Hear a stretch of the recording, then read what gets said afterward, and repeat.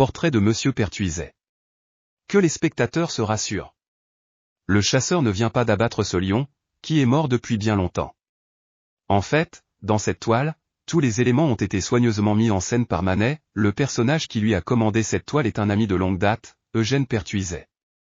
Très populaire sous le Second Empire, c'est un aventurier, grand chasseur de fauves africains et amateur d'armes. Il tient entre les mains une carabine à balles explosives. À genoux, regardant droit devant lui, il adopte une pose presque martiale aux côtés de la bête.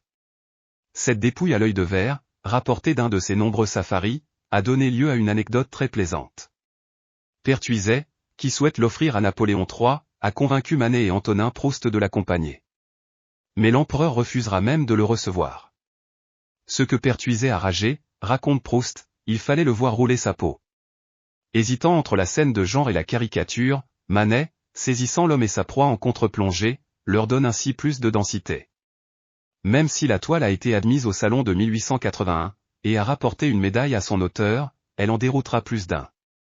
D'autant qu'à l'époque les couleurs étaient beaucoup plus violentes, ce qui fera hurler les critiques, pour peindre Pertuiset, que l'artiste Manet a violetté sa palette. Son chasseur violet, sur fond idem, nous met dans une rage violette, peut-on lire dans le Tintamarre. Encore une fois, Manet s'est amusé à dissimuler sa signature dans un des éléments du tableau.